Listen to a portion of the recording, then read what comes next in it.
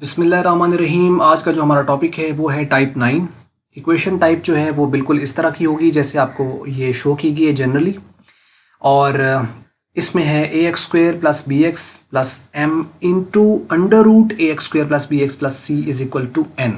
अब इसको थोड़ा सा आपने समझ लेना है कि इसमें अंडर रूट आ रहा है और यानी ये रेडिकल फॉर्म बन गई एक तरह की, और इसके अंदर क्वाड्रेटिक फॉर्म है। यानी आप इसको टाइप 8 और 7 के साथ तो कंफ्यूज ये होती नहीं है क्योंकि वो लीनियर फॉर्म में है, और ये दोनों, ये जो आपके पास है ये इससे नेक्स्ट वाली जो 10 है ये क्वाड्रेटिक फॉर्म में है। हाँ, कंफ्यूजन आपने क्लियर करनी है 7 और 8 के दरमियान। उनमें आप वाज़ेह फ़र्क देख लो, बड़ा वाज़ेह फ़र्क है 7 और 8 में, टाइप 7 और टाइप 8 के अंदर। और टाइप 9 और टाइप 10 को कंपेयर कर लेना है, और 11 इन सारों के साथ आपने कंपेयर कर लेनी है। मतलब ये आप सीक्वेंस में चलोगे तो सारी की सारी चीज़ें वाज़ेह फ़र्क आपको नजर आएगा कि हैं मिलती जुलती तकरीबन एक दूसरे के साथ होती है। तो वो जहाँ मिलती जुलती होती है वहीं तो होती है कन्फ्यूजन। जो बिल्कुल ही वाज़ेह फ़र्क होगा उसमें कोई प्रॉब्लम नहीं आती। अच्छा, अब इसमें आप देखो, एक चीज़ मैं आपको बता दूं कि अगर ये जो जैसे पहली दो टर्म्स है अगर ये उस तरफ दे दे तो ये टाइप 9 ही रहेगी। मतलब ज़रूरी नहीं है कि ये जैसे एग्जैक्ट दी हुई ऐसे दे, ये टाइप 9 ही रहेगी, लेकिन मतलब उसकी शक्ल वैसी नहीं है जैसे कि होनी चाहिए ऐसे। तो आप उसको ट्रांसफॉर्म करोगे, ट्रांसफॉर्म से मुराद है आप शिफ्ट कर लोगे कुछ चीज़ें लेफ्ट या राइट पे, तो आप उसकी ये शक्ल बना सकते हो। एक चीज़ तो ये आपने याद रखनी है।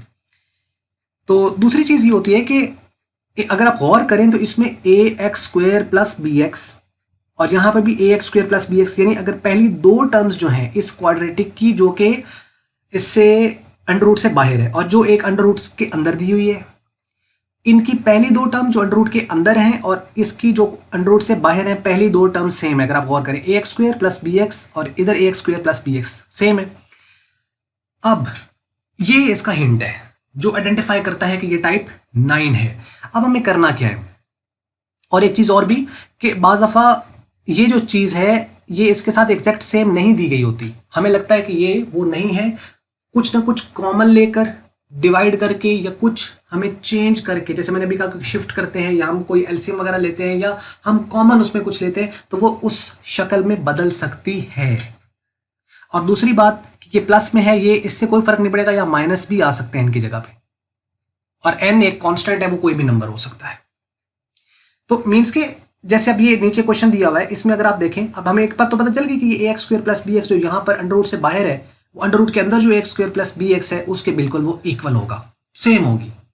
अब वो सेम या वो होंगी या उसकी थोड़ी सी उसने शक्ल चेंज की होगी। अगर थोड़ी सी चेंज है तो आपको उसको चेंज को अकॉर्डिंगली करके वैसा बना लेना है जैसा ये नीचे क्वेश्चन है। अब आप इसको जरा गौर करें, देखो 2x square minus 4x minus under root x square minus 2x plus 13 is equal to 2।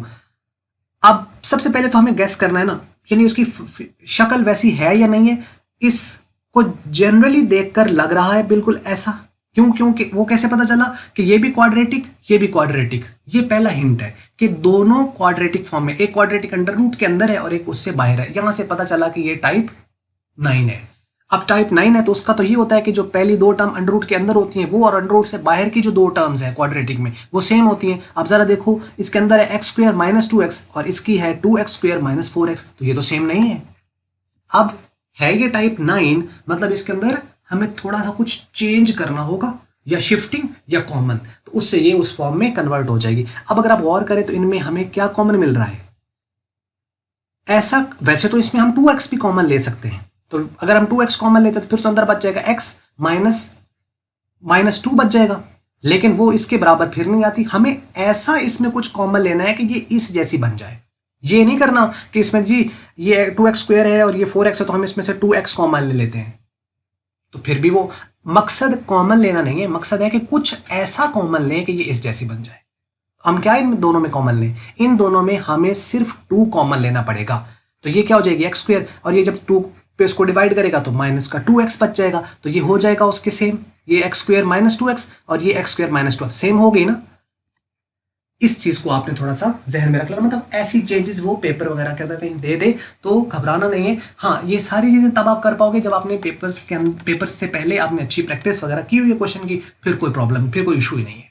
सारे हो जाएंगे। तो मीन हमें क्या किया, ऐसे ये लिखा हुआ था तो वो कहता है this may be written as, 2 common ले लिया और बात पता चल गई ना कि हमने 2 के साथ x कॉमन क्यों नहीं लिया, क्योंकि हम कॉमन नहीं ले रहे, हम इसमें से कुछ ऐसा कॉमन ले रहे हैं कि ये जो फैक्टर है ये इसके बराबर आ जाए। ये बात समझ लगी होगी। तो 2 कॉमन लिया, अंदर आ गया x² माइनस का 2x और माइनस, अच्छा यहाँ पे देखो जो m लिखा हुआ है वो यहाँ पे 1 भी हो सकता है, जैसे यहाँ पे कुछ नहीं है तो मीन के 1 है, या कोई और भी हो सकता है। और ये देखो यहाँ माइनस है, यहाँ हालांकि प्लस था, तो ये प्लस माइनस में हो सकेगा, ये चीज तो बेसिक है। अब ये बन गया x² माइनस 2x और ये भी अंडर रूट के अंदर भी x² minus 2x plus 13 is equal to 0 है। अब हम क्या करेंगे आगे, हम क्वेश्चन में ये जो अंडर रूट के अंदर है x² माइनस 2x प्लस 13, इसको हमने लेट कर लेना। Now let x² minus 2x plus 13 is equal to y², इसको हमने y² के लेट कर लेना। y² के क्यों लेट किया, क्योंकि जब इसके अंदर आएगा तो इसका अंडर रूट तो खत्म हो जाएगा ना, उसमें से उसकी जगह पे उसका खत्म हो जाएगा, तो इस वजह से हम इसको y² ले रहे हैं। अच्छा, अक्सर को ये समझ नहीं भी लगता तो फिर थोड़ी मुश्किल भी बन जाती है कि जी हम ये कैसे याद रखें। हम तो नॉर्मल शुरू से क्या करते हैं, लेट करना होता तो हम लेट y करते रहेंगे, तो इसको हम कैसे याद रखें, क्या हम ऐसे याद रखें कि टाइप 9 के अंदर जो होगा अंडर रूट के अंदर होगा उस अंदर वाली वैल्यू को y² लेट करना, क्या हम ऐसे याद रखें? नहीं, ऐसी कोई जरूरत नहीं है। देखो असल में ना ये डायरेक्ट स्टेप है, टाइम बचाने के लिए हम बाज दफा ऐसा कर देते हैं। चीज इसका भी पता होता है, जिसने प्रैक्टिस की होती है उसको पता होता है, लेकिन शुरू में जिन बच्चों की अभी इतनी प्रैक्टिस नहीं उनको मुश्किल लगता है कि ये y² क्यों लेट किया, इसको y क्यों नहीं किया, और हमें ये कैसे याद रहे कि इसे हमें y² लेट करना है। कोई मसला नहीं है, आप एक स्टेप वापस चले जाएंगे। क्या है कि आपको नहीं याद रहता तो आप इस पूरी under root with under root value को y लेट कर लो। मतलब आप क्या लिखोगे, x² minus 2x plus 13 whole under root जो है इस पूरे को विद अंडर रूट इसको आप लेट कर लो y के लेट हो गया, मीन्स कि ये एग्जैक्ट ये पूरा जो है इज इक्वल टू y हो जाएगा। मतलब आप यूं समझ लो कि जैसे ये लिखा हुआ है तो यहां पे मैं इज इक्वल टू करके यहां पे y लिख देता हूं। अब y तो मैंने इसको लेट कर लिया, लेकिन अब ये और ये कॉमन है, यानी यहां पे नीचे जैसे हमने ये किया हुआ है कि ये पहले 2 और ये कॉमन है, इसको लेट क्यों किया जाता है, ताकि इसके साथ जो दूसरा कॉमन एलिमेंट हो वो भी रिप्लेस हो और ये एक फॉर्म बन जाए, क्वाड्रेटिक फॉर्म बन जाए, रिड्यूसिबल क्वाड्रेटिक फॉर्म बन जाए।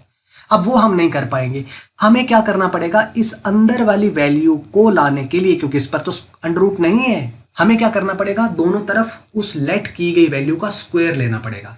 जब हम स्क्वायर लेंगे तो देखो इसका स्क्वायर लेने से अंडर रूट कट जाएगा ऊपर से, और y पे स्क्वायर आने से क्या बन जाएगा, y का स्क्वायर। तो मीन्स कि आपकी मर्जी है कि आप चाहे इस with under root y let कर लो और फिर उसका स्क्वायर ले लो। जब स्क्वायर लोगे तो इसका अंडर रूट कट जाएगा, तो ये यही चीज आ जाएगी, x² minus 2x plus 13 is equal to y²।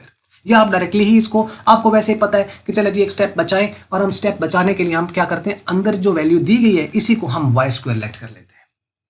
तो आपकी मर्जी है। तो हमने क्या किया, इसको पूरे को y लेट किया और लेट करने के बाद दोनों तरफ स्क्वायर ले लिया। जब स्क्वायर लिया तो इसका अंडर रूट कट गया और इसका क्या आ गया, y² आ गया। आप समझ लगी होगी यहां तक। तो आपकी मर्जी है, चाहे आप इस तरह कर लो चाहे इस तरह कर लो। प्रैक्टिस हो जाएगी तो आपको डायरेक्टली ये भी लिख लोगे, क्योंकि आपको पता है कि इसकी वैल्यू तभी निकलेगी जब इनके ऊपर अंडर रूट खत्म होगा। डन।